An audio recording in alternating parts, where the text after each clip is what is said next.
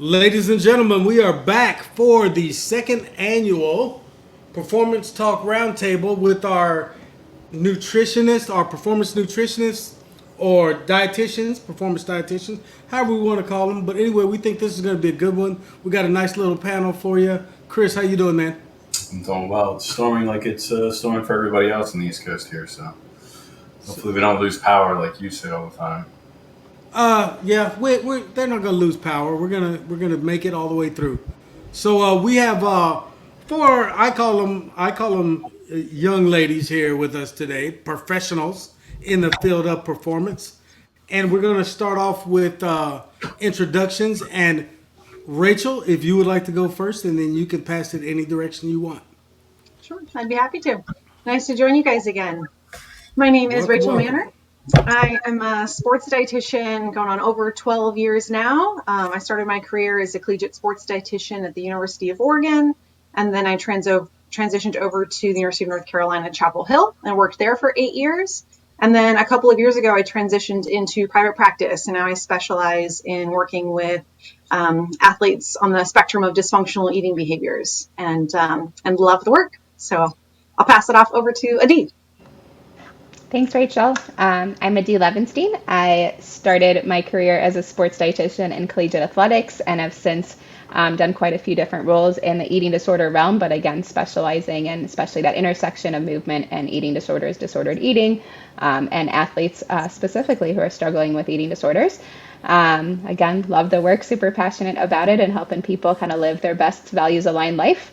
And such an honor to walk alongside them in their journey.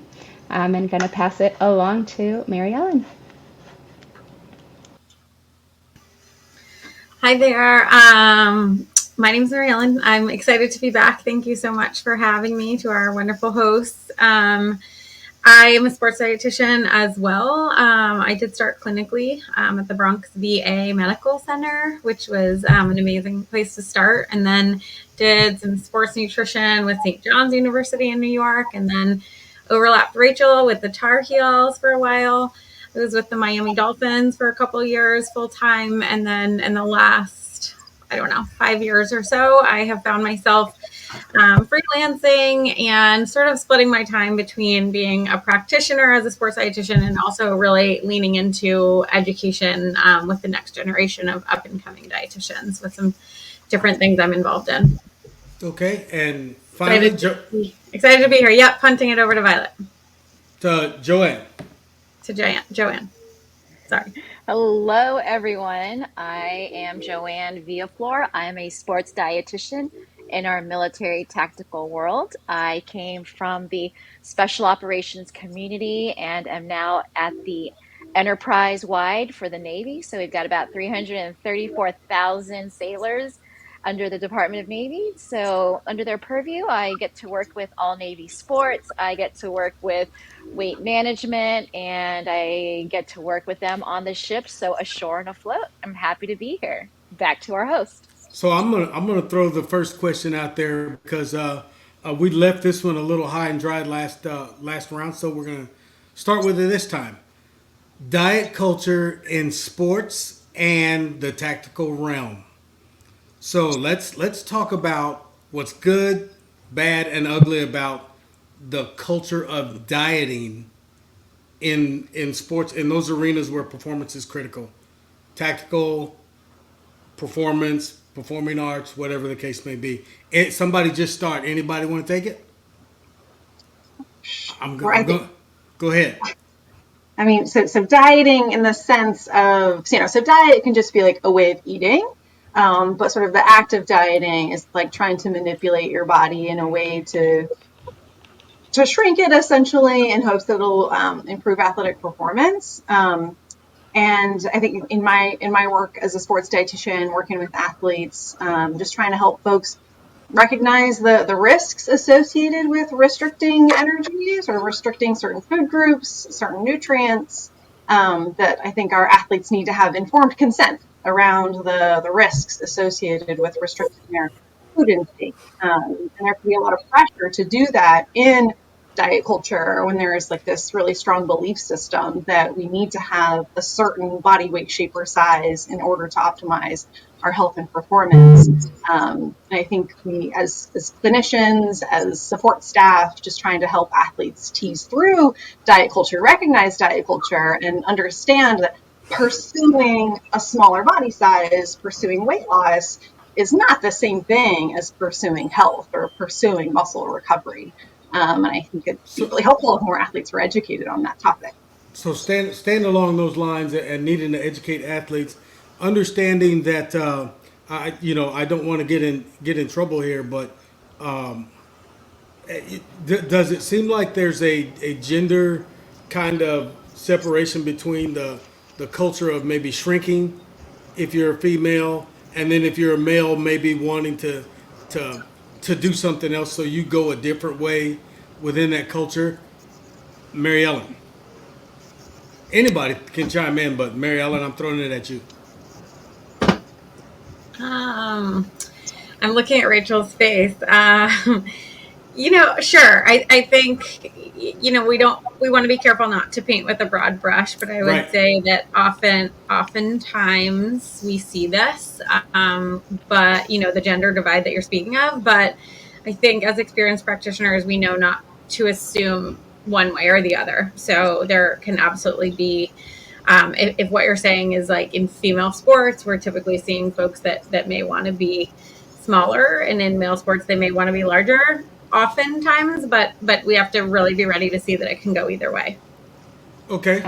And I'll piggyback off of that too, of knowing that yes, while there sometimes is that divide along gender lines, we also see that sometimes people are like, well, it's not a diet, I'm trying to be muscular, not skinny, right? That it might not be necessarily shrinking, but really adapting my body to look a certain size or quote target a certain area, and really hyper focusing on the way that the body looks versus the way that it feels, the way that we're nourishing it, the way that it is able to perform.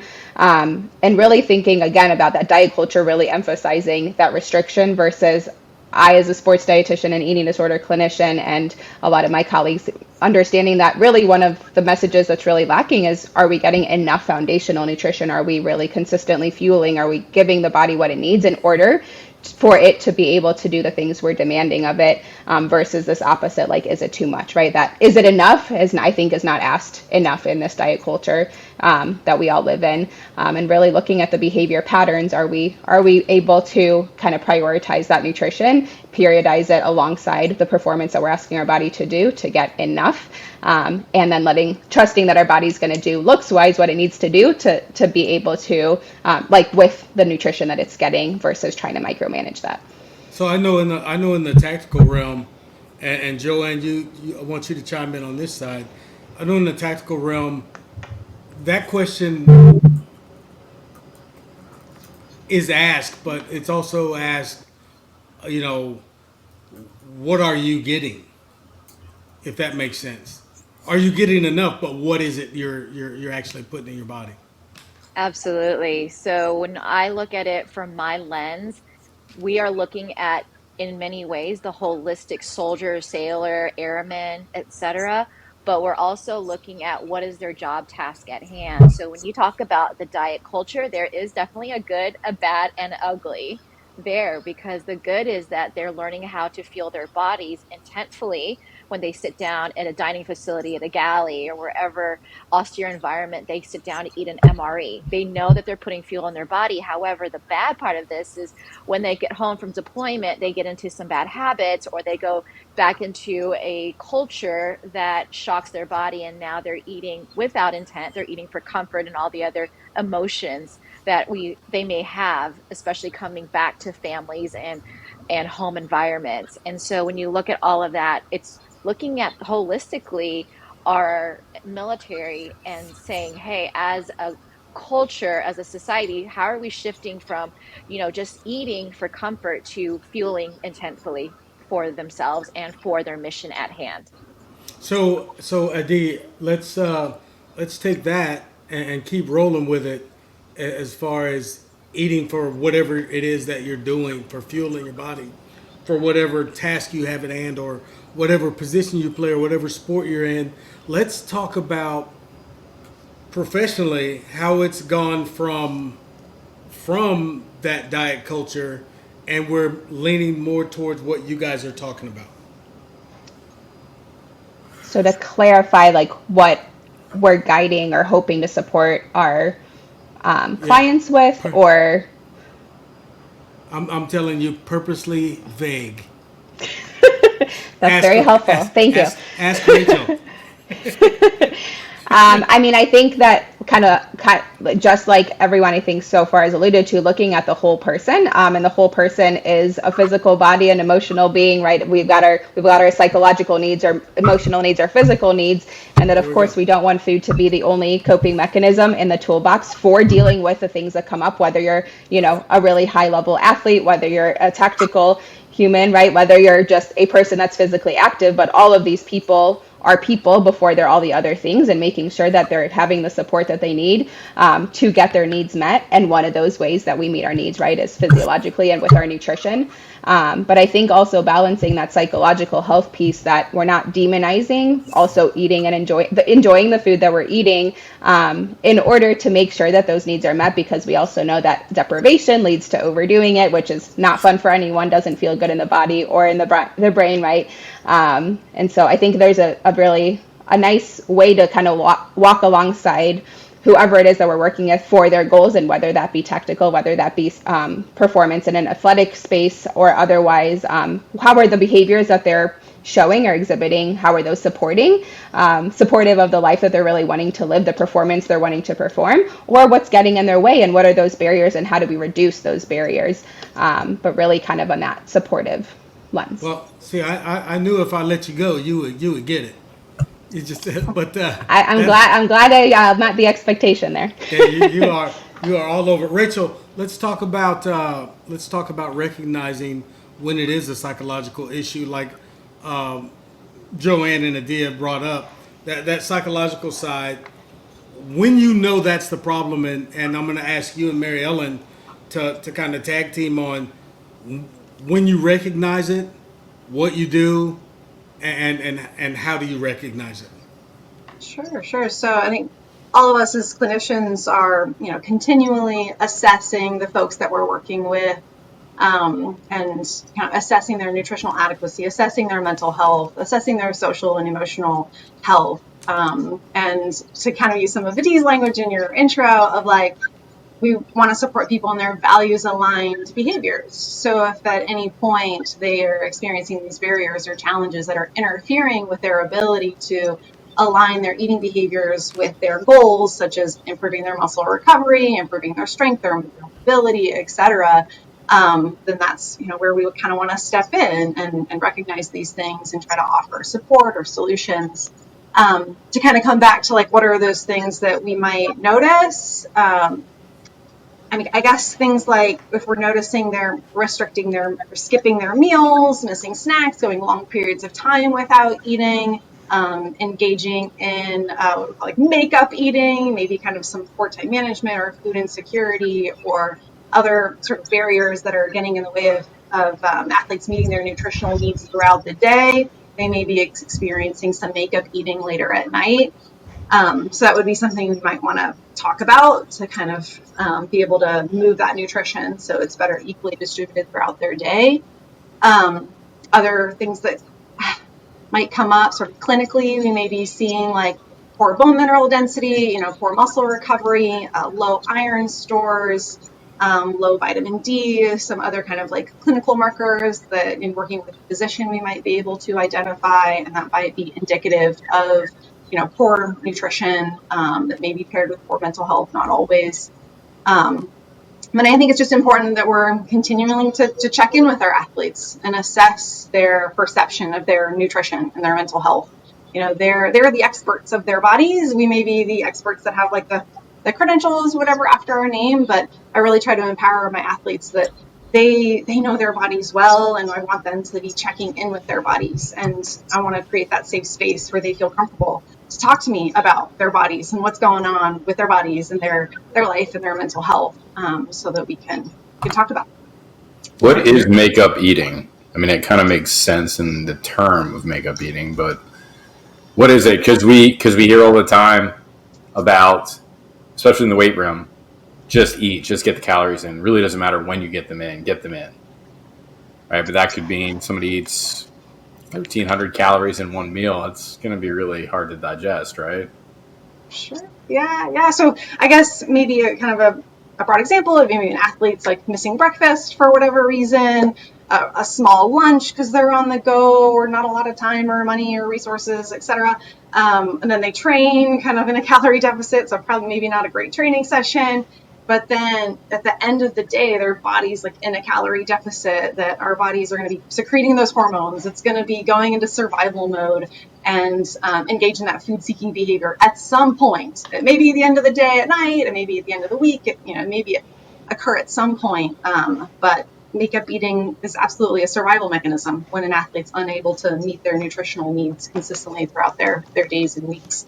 Mary Ellen? And yeah, I just want to echo. I mean, Rachel just described that so perfectly. That there's sort of that, we'll say, like maybe like poor planning throughout the day that these athletes can do, or maybe it wasn't poor planning. It's just like life is busy, and so like barely having breakfast, barely having lunch, and then really throwing down at the end of the day. So there's that, and then there's also the restrictors who are intentionally really trying to like drop their intake low because maybe they want to feel lighter going into practice or going into whatever they're doing, and so it's really like a restriction all day long that day we see catches up oftentimes at the end of the day, and so we'll see that kind of folks throwing down at the end of the day for multiple reasons. So it may just be kind of inadequacy because life is so busy, and it may also because of this attempt to try to follow some sort of restrictive pattern, and then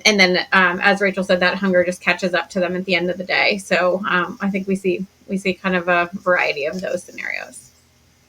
I think another word, the restriction pendulum, is Sure. also like commonly used. A pendulum, you pull over the course of like hours, we're likely to see like an equal opposite reaction on the other side. And I think that when athletes learn about the restriction pendulum, know that it's a normal physiological response, can sometimes help reduce that shame, because it can be a really uncomfortable eating experience to engage in makeup eating. Okay, Joanne, I know, haven't been in the tactical world and haven't been an athlete. I do know that sometimes you're restricted, or that their eating is restricted based on what the mission requirements are. So how do you coach them through that when they come back and they're ravenous? Yeah, so I have a little bit of a different scenario because athletes have the availability of food that's voluntary, whether they consume it or not, based on their schedules, or their tournaments or championships, etc. But with my guys and gals, they could be on watch for 12 hours. They could be in a forward operating base in an austere environment, and they go on mission for as long as 16 hours, and so they may not have food. They may not have all the hydration they need. And some really cool things are happening on the research side, on the military tactical for nutrition out there. But I will say that coaching them through nutrition means being prepared 365, 7 days a week, because you never know where they may be 18 hours from where they started. And so by making sure that their nutrition is optimal pre-deployment, wherever they may be, and post, that they're hydrating, that they're eating, that they're recovering, that they're sleeping, all of that it's a feat in itself because time zone changes can be so difficult, and chrono nutrition, and even the gut microbiome and what they may be consuming wherever that environment may be can make a big change when they come back home. So it's preparing as best as they can before. They may not be able to do much during, but afterwards recovering with that proper nutrition, hydration, and all the things that they need to come back to. So that brings me to, and that's a perfect segue into, you know, teaching athletes, tactical athletes, how to eat, and then considering with all the things to consider. So, Mary Ellen, I'm going to come to you right back to you on this one. When you have a kid that's from Appalachia, and then another one is from Detroit, their environment's completely different. they're used to putting certain things in their body that might not always match. How do we coach them through the environmental changes when they get to where they need to perform well? Maybe you can't eat that big old smothered heavy pork chop. Maybe you can. Sure. Like you But said, maybe yeah, you can. yeah. So, I think some of the stuff that's already been said is, like obviously we really want to honor each of these individuals for the person that they are, and sort of their relationship with food is so special and important to them. And so I like to remind myself that like whatever they did got them to where they are, right? So sometimes, there may be things that like they were eating or practices that they were engaging in with regards to food that the textbook tells us otherwise, but the truth is like they've done these foods for a really long time, and it's gotten them so far. So I'm not so quick to like run in and pull all of these habits away from them, but instead just sort of gradually educate them on, starting with like, we always assess for adequacy. So it may be my focus is less that they are eating some of these things that may be perceived as, not the ideal fuel source, but I'm really kind of assessing that foundation first. Like, are they eating adequately? Are they eating balanced? Are they doing these things in a consistent way? So it's really kind of looking at the bigger picture. And sure, like at some point we might take a step back and say like, hey, I think the thing that you used to consume that was, a really dense pregame option, like you could experiment with something else and see how your body responds to it. And I don't know. I mean, I've been doing this long enough to realize that there are some people that like they can eat things that you would never in a million years expect that, or I know I couldn't eat it and then go out there and go play in a game. But, you do have to sort of honor that individuality, that GI tolerance, that personal preference, those nerves on game day, keeping them comfortable. So I try to be as flexible as I can with that. I mean, of course, if I'm writing a menu for an entire team, I am going to lean towards the things that would typically work well for most people from like a GI perspective and just sort of trying to meet the needs of an entire team. But I do like to honor the individuality of if somebody comes in and something was working for them, my first step is not to take something away. It's definitely to see like, what are you missing and what can we kind of add in to make sure that you're getting everything you need. Okay. So essentially, eating something is better than eating absolutely nothing, right? Always. I mean, a dietitian's going to come in and try to teach you to put together this balanced breakfast and this balanced thing. But if they're not going to do it, then yeah, they've got to put something in their body. So they're not, fasted running in to go play an entire game or whatever you're asking them to do. Sure. And what you say is really interesting because ironically, some people perform really well fasted and some don't. And it's crazy. It's crazy to figure that out. And I'm curious, what are the measurables? How can we say to an athlete, how do you measure performance eating per se? You all know tweaking a diet might get them more recovery. It might lead to better sleep. It might lead to better, more efficient glycogen stores. It might lead to less GI distress. But how can we translate that to then the actual performances? I guess what I'm saying is, if an athlete goes out and scores 3 touchdowns, they change their diet. We're probably not going to equate it to their diet. However, their diet may have been the catalyst to that process, but there's no real way to say the diet was the answer, right? It's one piece of the puzzle, right? I think most sports dietitians aren't going to say that the work we do is like what wins championships, but it's also not what loses games either. It's just a piece to the puzzle. And I think, Chris, that is exactly like why we take that kind of zoomed out whole person approach, right? Because if someone's not getting any sleep and getting whatever quote unquote perfect nutrition is, the nutrition's not going to do anything if their hormones are out of whack, right? But if someone's getting really great sleep and their relationships are awesome and they had a day where like fueling wasn't top notch, they probably are still going to be able to perform through that, right? It's all about kind of big picture consistently what's going on. And kind of like we talk about, and I don't remember if last time we touched on supplements at all or not, but like a supplement on, that doesn't have foundational nutrition to go underneath it isn't going to do a whole heck of a lot. Whereas like certain supplements have a great space if we've got really solid nutrition underneath, hormones are regulated, sleep's going in, stress is under control, all of these things, supplement might have a great space. But it's kind of, there is no like easy button, right? There's not a magic pill, and that really we've got to look at all the aspects of what's going on. And like Mary Ellen also said, like we could also give all the wonderful, nutrition recommendations in the world. If the athlete's not going to do it, then it's not really, going anywhere. So kind of looking at big picture, what's going on, what are barriers to making the changes that maybe they want to make to support the changes they want to see, and how do we reduce those barriers so that they can, perform at their best. So speaking of supplementation, sorry, she got me on another track now. Go ahead. Athletes will stick consistently to supplements, but they won't stick consistently to a diet, right? Or to a certain fueling process. But they'll attribute their performance, or even say the lack of muscle atrophy, to, well, I take my protein every day, right? I supplement my protein every day, assuming that extra 30 grams is really the difference and not the total, say, 150 grams that they may take in an entire day of whole food that provides a more nutritious, balanced energy system delivery process.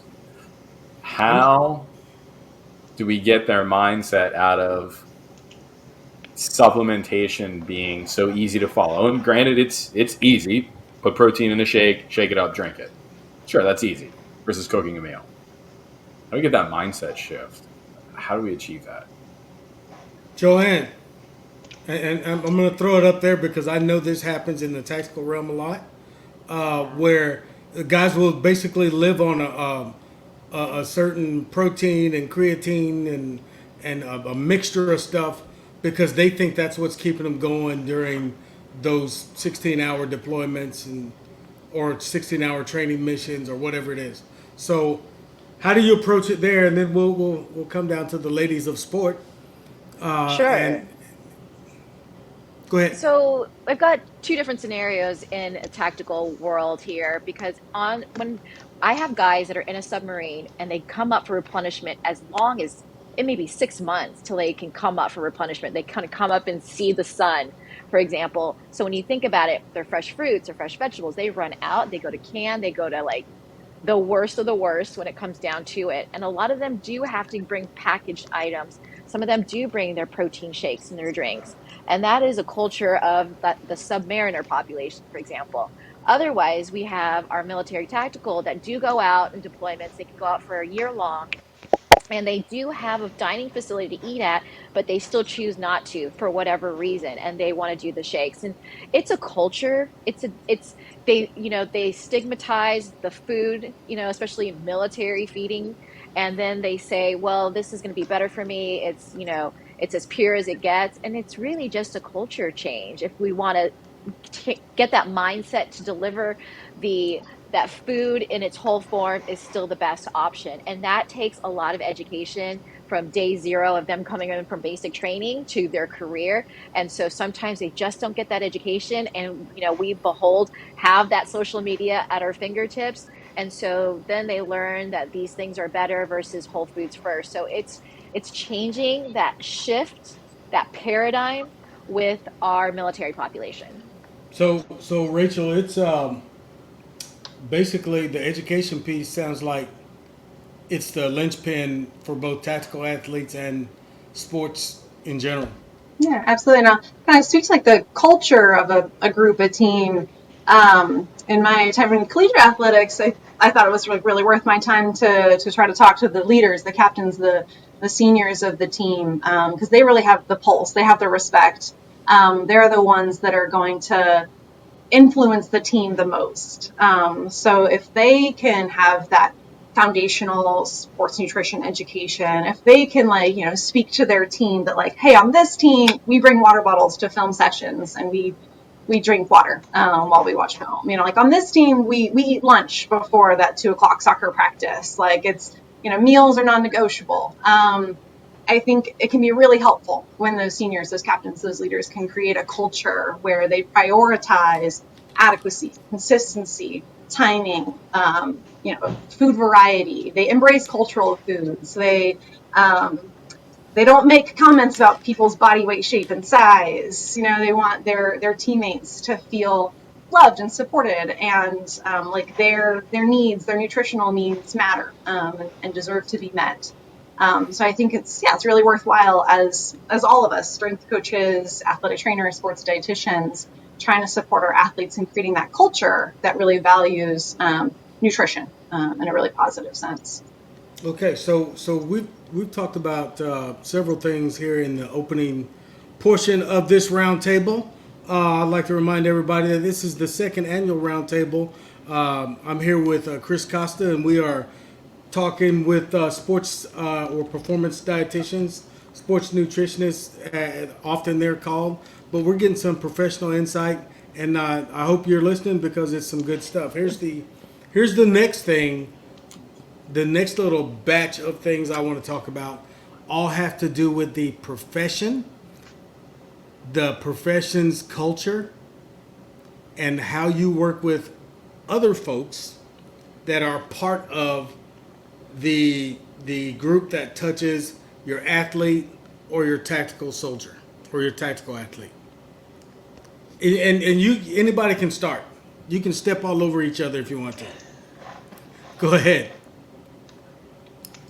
I mean, I'll start with the word collaboration and not stepping on anyone's toes. It's really working alongside. We're all on the same team and we all have the same goal for our athletes, whether they be tactical, collegiate, professional, and that's that they perform at their best and get to, achieve their own goals, and that each one of us really contributes in our own way, right? We can't, without the physician, without the athletic trainer, without the coach, without the strength coach, without the physical therapist, without the occupational therapist, if that's part of it, right? Like there's so many humans and we're all trained in our own realm, and the sports dietitian, of course. I think it's really important that we kind of capitalize on each other's strengths and really say like, hey, this is a really good thing for you to go maybe talk to the therapist about, or talk to the strength coach about, or talk to whoever about, while we also hope that same kind of collaboration is reciprocated on our end of, hey, we're really having trouble with fueling consistently. My sleep's not really going well. I'm like having a hard time winding down at night, and maybe that is related to undernutrition throughout the day.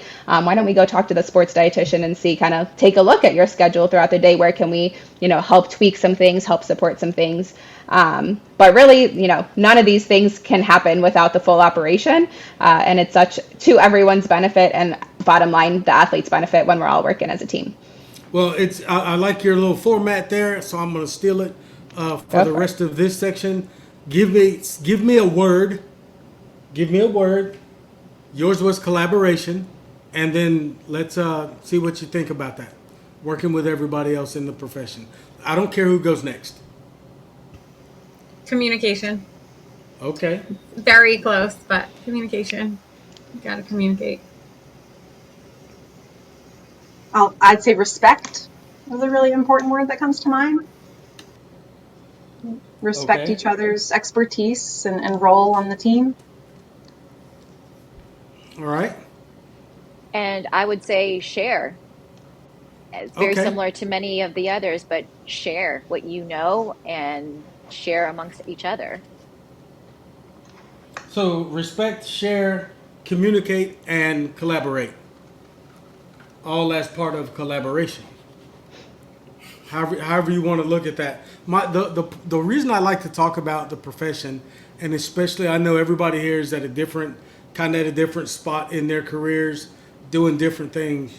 I like to know how the progression of the profession is going. Is it something where we're at a spot where everybody's starting to realize the importance of nutrition, so it's just they're grabbing onto every nutritionist out there, or are we at a spot still, or are we still fighting to get in the door? I'm going to jump on this one. I think that we are growing exponentially, but there's still so many spaces that we can grow into. And then even in the spaces that we are, there's a lot of dietitians that still need a lot of help. I mean, we have friends and colleagues that are like one dietitian for 1,000 athletes at an Ivy League school, or one dietitian for 600 athletes at like a an ACC school. I mean, it's crazy. So I think we are growing and finding our way into spaces where we can really be an asset and can be a valuable member of the interdisciplinary care team. But there's so many spaces where that one dietitian needs a staff or a team anyway, and then there's still so many spaces where dietitians aren't there yet. I'm consulting in the WNBA, and many of our teams do not have a dietitian. So, and that's professional women's sports. So there's Wow. been so much amazing growth, and there's like I just like get excited when I think about all the spaces that the profession can continue to grow into, and that's college, pro, high school, tactical, everywhere. There are several NHL teams that don't have a full time Oh, for sure, on staff. for sure. So what are you noticing, Rachel, in the private practitioner world about the request or the demand for nutritionists in, let's say sports clubs, like, you have a youth league or something like that. Those are places that I've always felt, you know, they need to invest at least in a couple of dietitians, if for nothing else, to help mom and dad. Right. So, Absolutely. Absolutely. And that's one thing I love about my current role in private practice these last couple of years, being able to spend more time with teen athletes and their parents. I think there's absolutely a need for more support in parent, youth athlete education. I think also in my role in private practice, I think it's a reflection of not enough sports dietitians in high schools, in colleges, in these other spaces. So it kind of breaks my heart that some of these athletes that are coming to me, they don't otherwise have access to a sports dietitian in their club, in their school, in their community, and having to find me online or through their insurance panel.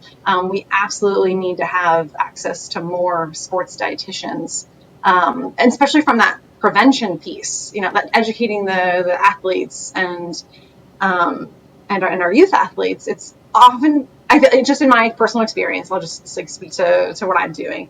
Often when they're getting to me, they already have some harmful beliefs about food and nutrition. So it breaks my heart that there aren't sports dietitians in spaces to prevent these things from happening. And I think athletes are a vulnerable population. Athletes that like want to get more playing time, they want to get stronger, like they want to do their best, they want to perform well.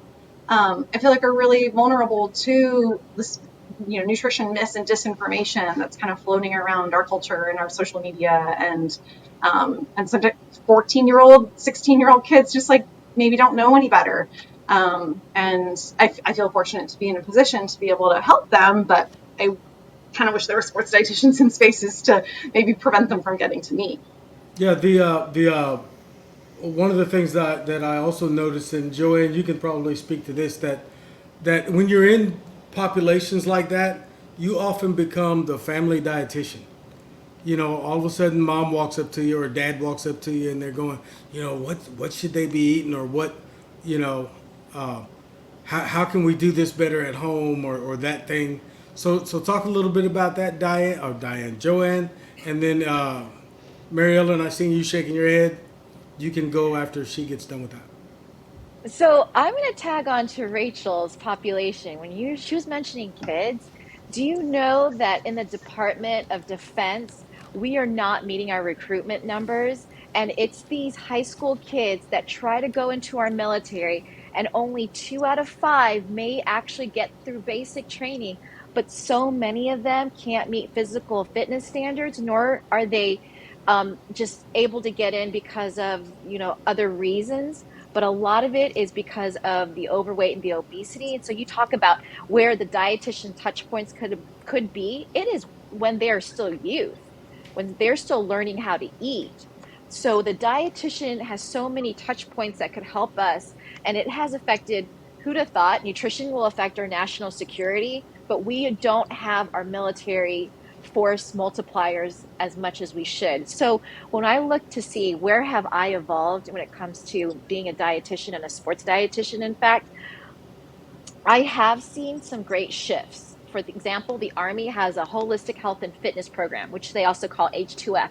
They have Very, plussed up over 100 plus civilian dietitians and embedded them into the battalions and units, and they're not active duty. So it's nice to see that happening. And I just came back from CPSDA's Tactical Nutrition Summit, and we had over 100 people in attendance from the tactical, from the fire department, from law enforcement, and then, of course, the military sector. So we're plussing up slowly but surely, but we are definitely not at the numbers where we should be. I'm exhausted from work travels. I would love to get some help. okay. I was listening to Rachel talk about, sports dietitians talking to high school athletes, and I agree. I do some of that work, and we get high school athletes in our practice too. But part of me is thinking, like, it's not even sports dietitians with high school athletes. It's registered dietitians with high schoolers or even middle schoolers. It's like everyone, they don't have to like be on, the varsity team. Like at that level, I feel like if I learned nutrition in school, it was like in a gym/health class that, I don't know, it didn't stick with me. Like it was like one session by a health teacher one time that probably I was told. Hey, I'm sorry. Were you having flashbacks right there? Yeah, like I saw like, your face. I I'm saw like your trying face. to- It was like, oh man, that was in gym class. No, like That I'm was trying to almost- remember. Like I just That think was like that was like the bad health class, wasn't it?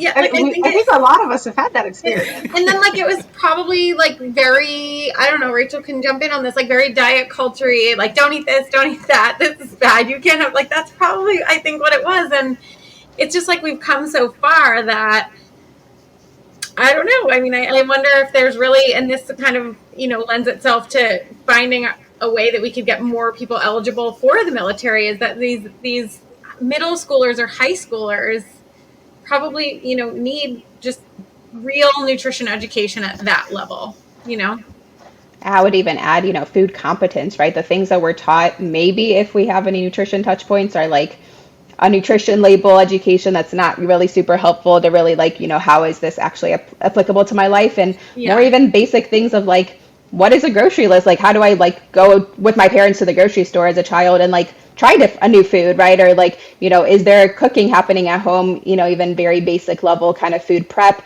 talking about accessibility to food, that a lot of kids don't have. But I think the things we talk about are so number oriented, so kind of on the restrictive, like building a poor relationship with food versus how do we build a love for food and really like a prioritizing getting the needs that I have, especially as a growing adolescent, to be able to set myself up for great success in the long term.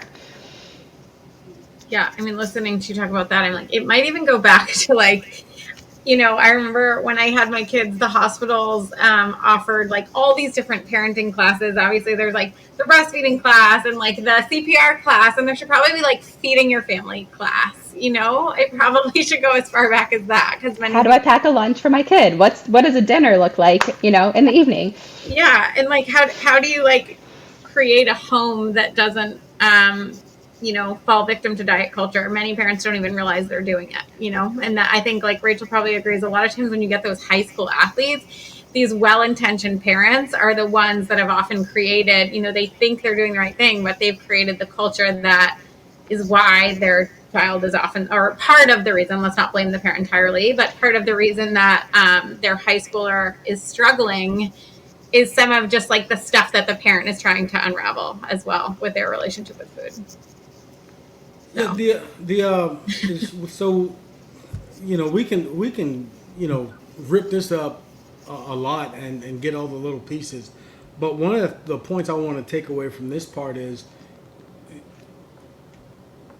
in the profession, one, there needs to be more dietitians earlier. Is that right? So earlier in an athlete's life, earlier in a potential tactical athlete's life, there needs to be education on a basic level that's not centered on what? Restriction. Restriction. Thank you very much. And want to promote additive nutrition. Okay, and then how do we go about what's some of the steps that we can take if we don't know? I want to go through, let each one of you guys tell our audience what they can do for their athlete if if they think nutrition might be a problem, or energy, or whatever the case may be. I don't care. Anyone can start. I guess the first thing briefly that comes to mind, if a parent is concerned about their child's nutrition, I would recommend they consult the dietitian that has experience with the pediatric population, that has experience with in sports, or kind of whatever they're looking for, just so they can get that reassurance. And there's a lot of insurance panels that'll provide that nutrition service. So I would want to encourage parents to utilize their insurance benefits and their local resources. Okay, see, I can tell you right now, there are a lot of parents that don't know that nutrition is covered under their health insurance. I mean, they just flat don't know. So that's an educational piece as well. Go ahead. Worth looking into. I don't know about all 50 states, but in North Carolina, they're pretty good benefits. So I think with it's all worth following. ages, you should realize who the nutrition expert is. We often go to celebrities or people touting or branding any specific diet or supplement or just an idea. And so it may be just not just going to a dietitian, but stepping back and saying, well, who is a dietitian? What is a dietitian? Or, someone who's like a sports nutritionist, and know who the experts are first and foremost, so that they can get the science, evidence-based information. The qualified person. Absolutely. Because sometimes even in my world where it's primarily strength and conditioning, you can be in a knockdown, drag out battle with an unqualified practitioner, and you're fighting bad information and trying to convince that athlete or parent or coach that what you're telling them is science based. Here's the evidence, yada yada yada. But the other thing looks good and sounds sexy and all those things. So anyway, go ahead. I didn't mean to interrupt that. Just eat only organ meats, right? That's it. Just that. Mr. Variety piece. All right. So he woke up. No, don't just eat organ meats, please. So who's next? Who was next on that? Eddie, Mary Ellen, somebody, anybody. Holla. So we're gonna. I forgot where I was, but anyway, we're gonna educate the athlete and find out who that nutritionist is. So what's the next thing we can do after that? I think being a listening ear, right? Depending if you're their caregiver, if you're a coach that's recognizing something's up, to kind of depend, no matter who you are, a person, they don't care what you know until they know that you care. And that's one of my first supervisors ever told me that, and that stuck with me through it, right? And so if we want them to feel like they have a safe space to talk about things, and for really to make the changes that we're hopeful for them to make in order to align with the life that they want to live, they need to know that someone cares about them. And so kind of not starting out with like, hey, this is wrong, we need to fix it, right? But hey, I'm really worried about you, do you want to chat, right? Or like, hey, how's your day going? And having a human there that cares about you will like speak volumes to then being able to have a space to talk about things that are coming up. Okay, so when we're approaching the educational piece and the line of progress from where it used to be to where it is now, I'm going to say, what have we done well and where do we need to go, Mary Ellen? What have we done well and what do we need to continue to do? I'm trying to stay on the positive side. I know who's we. Everybody in the profession. That's vague.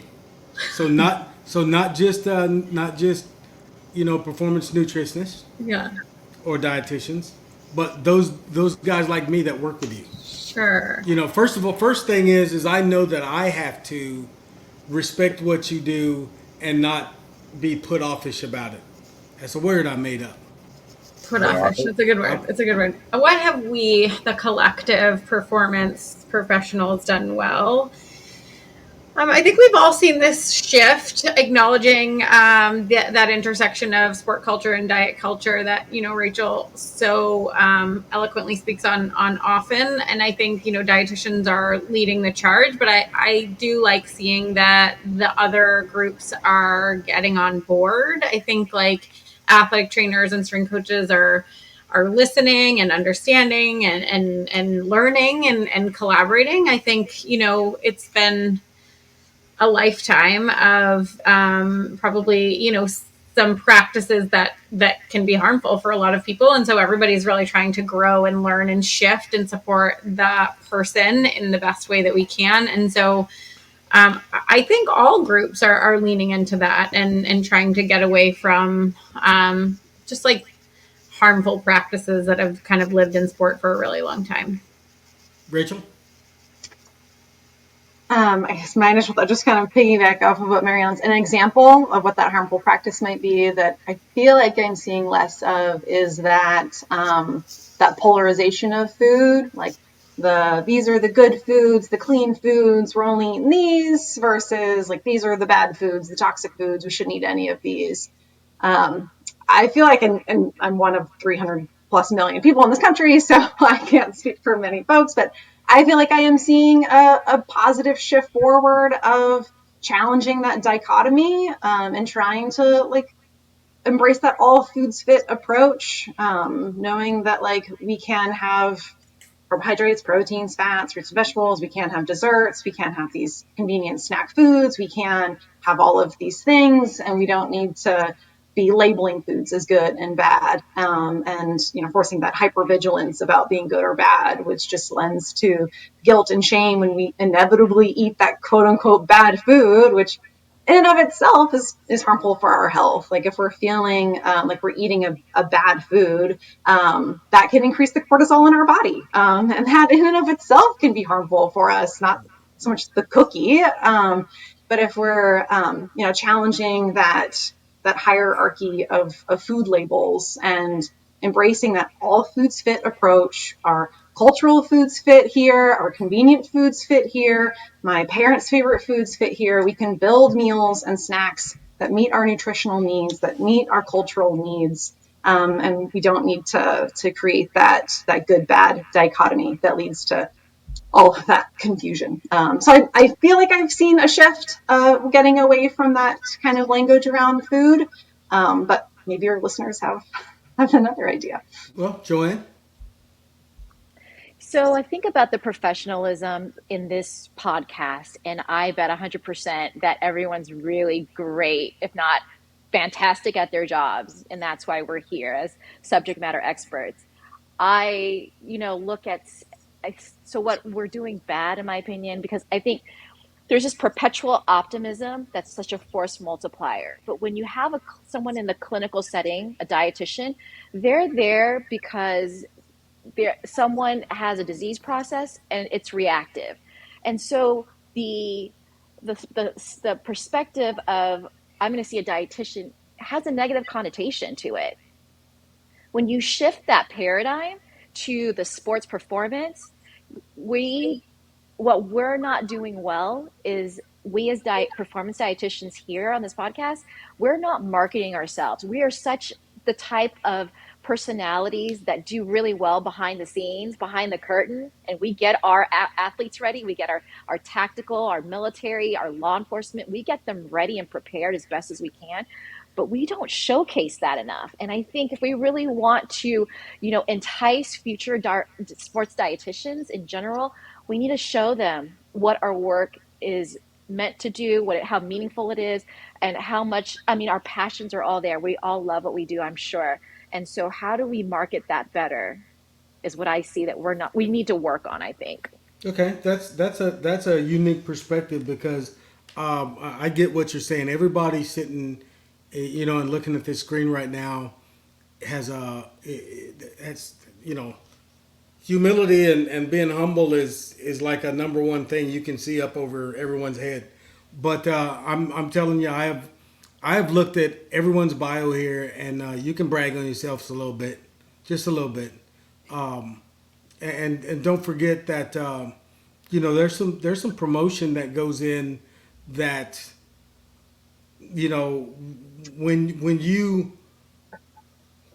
put yourself out there a little bit and you say those kind of things, everybody has said something today that's reminded me that you can't do everything, but what you can do, if you do it well, it speaks volumes for you. You know what I mean? So that is a big thing. So as we boy, we're man, this is moving way too fast here for me anyway, because I start getting questions as we go along. I'm putting Mary Ellen to sleep. She's about to bump her head on the screen. I mean, I do go to bed at 9, so we got a little bit of time. Okay, well, just let me know if you're gonna tip over in your seat. You know, we'll throw some cold water over on you and something. I don't know, but anyway, this is one thing that I enjoy talking about with people from other perspectives on performance is getting the best out of the athlete. So Adi just looked at me like, "What do you mean, dude? I don't even know. So will you please elaborate?" So I'm going to elaborate. I'm a coach that comes to you. I say, "Look, he's been in the weight room. He or she's been in the weight room. I'm just not getting anything from them. They say they're rested and they're getting plenty of sleep. They say they're eating good, but you know I'm watching them and they're not emptying the tank. How do you help me? Can you help me?"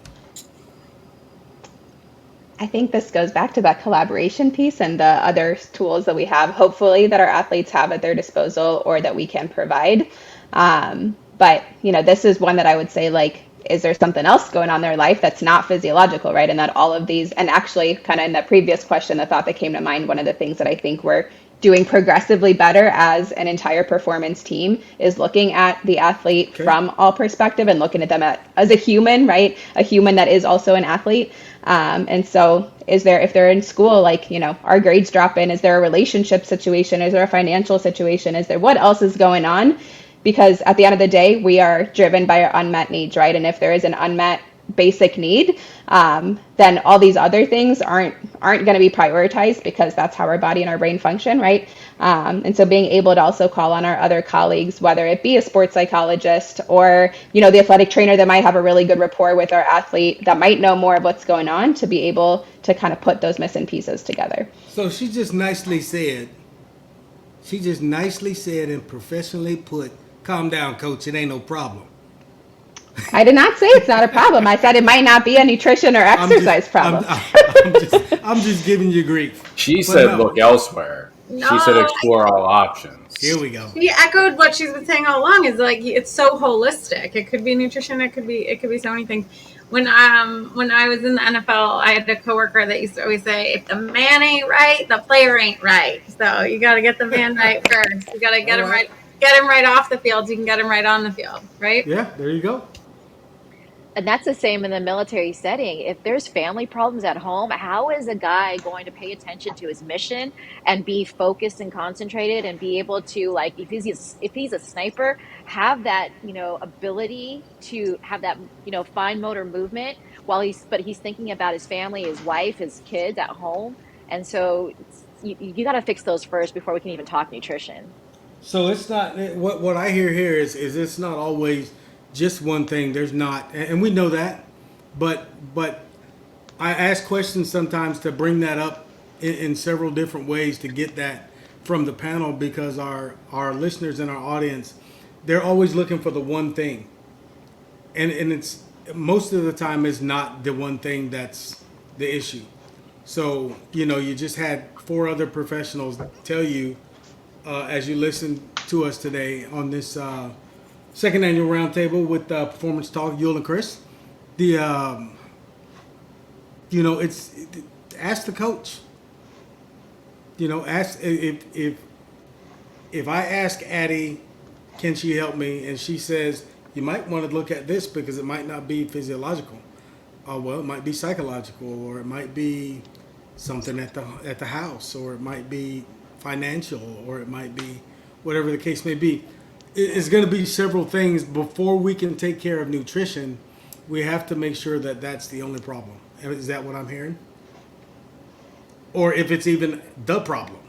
Well, we got to do a little bit of everything right, at least. If we do every sector just a little bit right, there's going to be some level of improvement. And then we can figure out where the fallen arch is, right? Where the biggest struggle is, and then dedicate some time there. But just like physiology, you fix one problem, AT fixes one problem. Guess what they do? They uncover another problem, right? That needs to be addressed and sorted. So it's going to be this cycle of change and evolution and change and evolution to try to get it right. And every single day that's going to provide a new challenge. I think as humans, we would love for it all to neatly fit right in separate silos. Like this, today we're just going to talk about nutrition. We get that, and that's going to be good forever. And then we can go to sleep, and then we can go to the lifting, and then we can go to, whatever else it might be. But it's all one huge overlapping Venn diagram, right? And there's everything affects something else. So we get our nutrition quote right, and then this relationship goes out of whack, and then that puts that out the window. And then, I didn't have a good performance on the field yesterday, and that puts my mood out of whack, which then affects my grades in school if I'm a student athlete. And then, right. So it's all this moving parts, like you're saying, right? It's evolve, it's change, it's kind of look at the whole thing. But I think which is why, I keep repeating, I know Rachel said it too, but the values aligned piece, right? A value isn't something you achieve, it's something you work towards. And anytime we make a change or make a choice, right? Is it going towards our values or away from our values? And that's how all of these pieces can continue working together versus kind of getting in our own way. And that's why it's not right or wrong or black or white or good or bad. It's is this supportive of my overall value of the goal I'm working towards? Okay. So a strength coach is somewhat of a gatekeeper, but gatekeeper is not really even the right word. Liaisons probably a better word for nutrition in a lot of situations. Where can a strength coach get the most beneficial education without literally going and trying to get a degree for an RD or a sports dietitian or whatever you choose to do? How can a strength coach acquire enough information, enough knowledge to be able to be educated and equipped to then refer out to that performance nutritionist? Or frontline. They're going to ask us. They always ask us, well, Coach, what should I do with this? Coach, what should I do with that? I don't have the answers. I know who does. But, did you schedule an appointment with so-and-so? No, I didn't. Did you email them? No, I didn't. Coach, where's the hydration? How much should I take?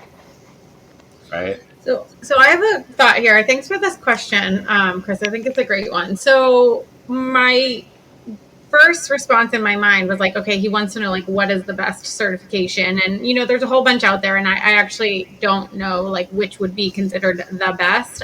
But to get a nutrition certification, maybe something that a strength coach might want to pursue just to feel that they have that baseline knowledge. But I think the scenario that you then described is you're in a scenario, you're a strength coach in a scenario where hopefully there's a dietitian in place. And what you're saying is it's really hard to get every single question, sent to go meet with the dietitian. So one of the most valuable things I think the strength coach can do is attend the sessions that the dietitian does with the team. So if the dietitian is doing team talks, I know the strength coach probably is busy enough, but if he or she can be at those sessions and both folks are singing the same song, I mean, that's where you're really doing athlete-centered care. You're really saying even, there's a good chance the strength coach might come to the table with a difference of opinion or the dietitian. But if the two can be aligned with their messaging and can sort of behind closed doors figure out what they agree with and what they don't agree with, and really, really be aligned with their messaging, these questions that you're mentioning that, they're saying what should I have for breakfast or what should I have? That's actually within your scope to answer. You're not doing medical nutrition therapy. You're not causing any harm. If the kid comes to you and is hey, I never have time for breakfast, what are some ideas?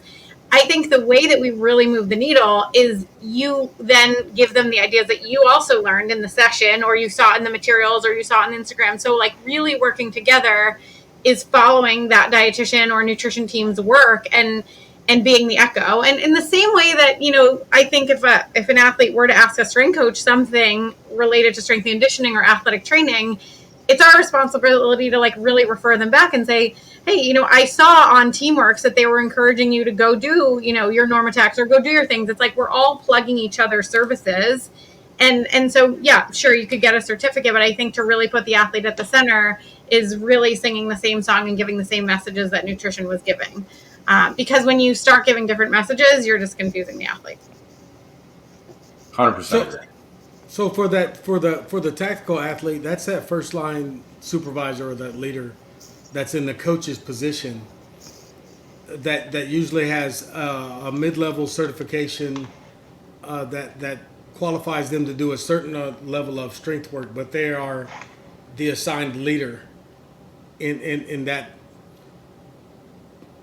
company, regiment, whatever branch of service you're in. If you're in at that firehouse, at that squadron, Bob's is responsible for, our fitness.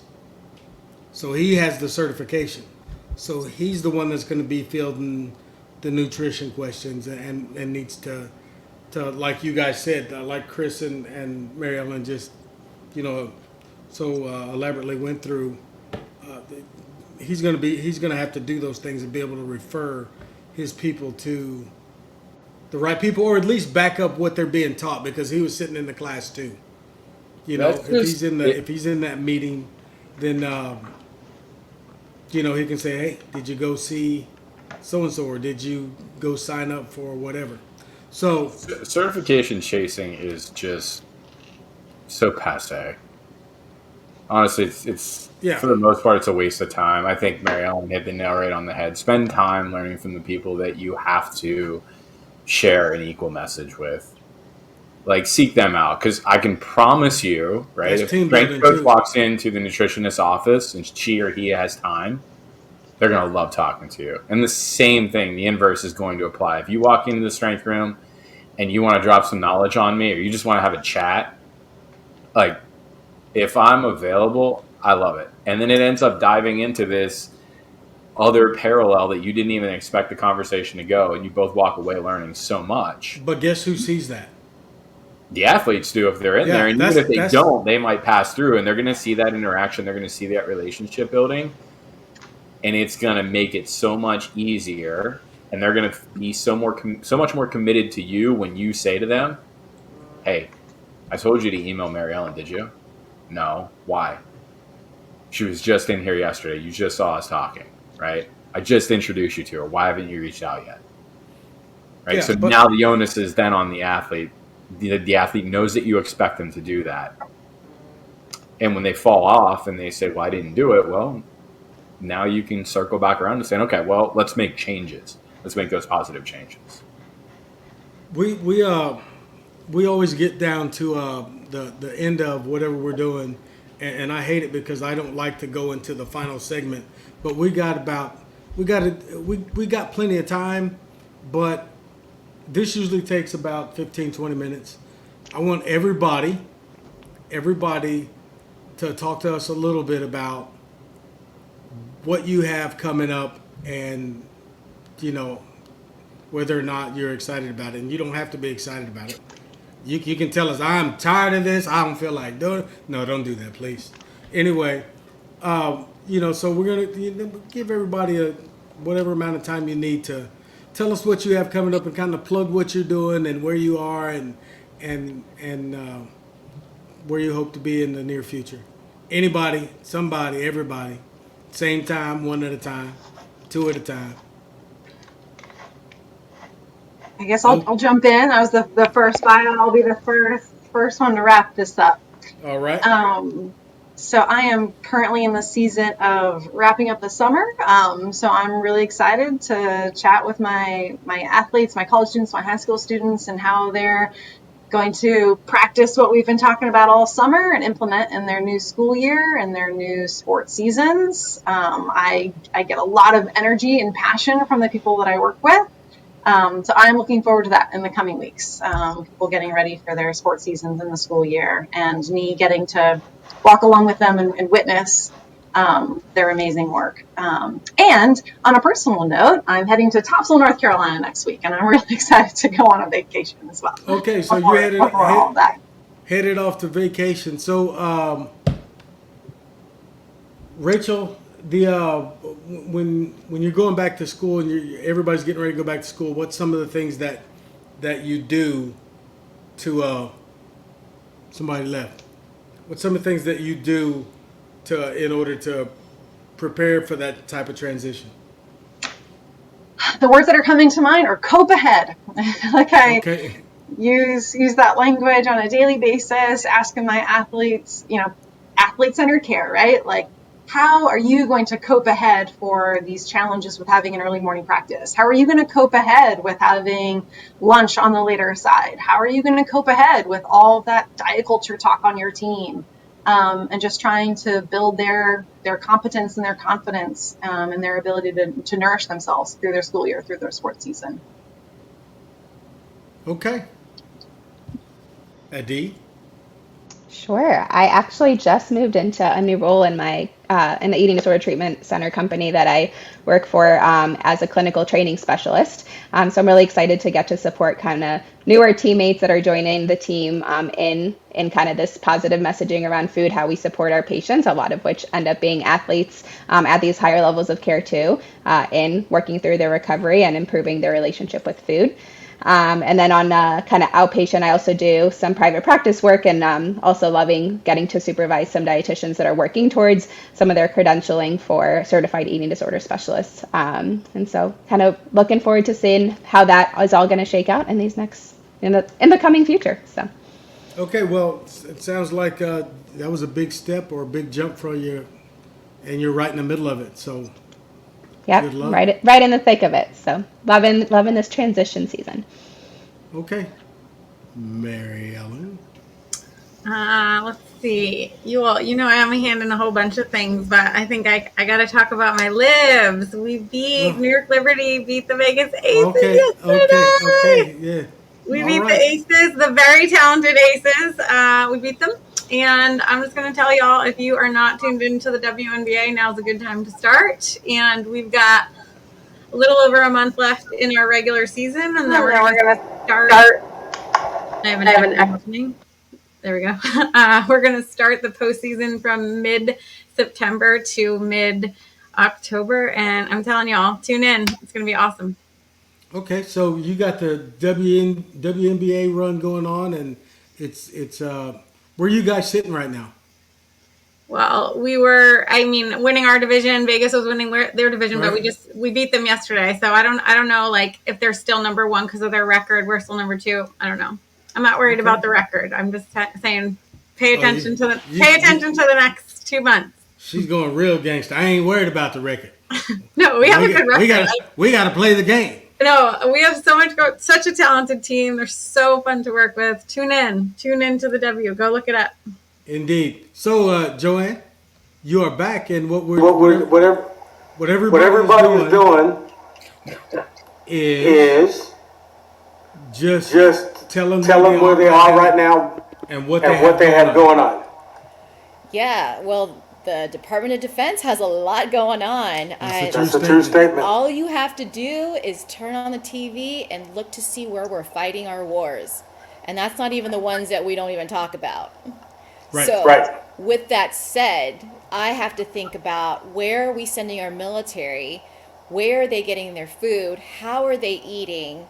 And I can tell you that I got pinged by a question from at a congressional level asking me, how do we play sports in space?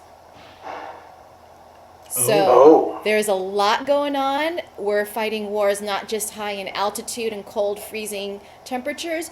We're also fighting way down underwater for hours at a time. So, how do we even feed guys that are underwater fighting the good fight for us? So, lots to come. We're talking about 3D printed food, sending them into austere environments. We're talking about patches and hydration and how we're using that on the field when we're deploying guys. And so there's definitely a lot to look forward to on the military side.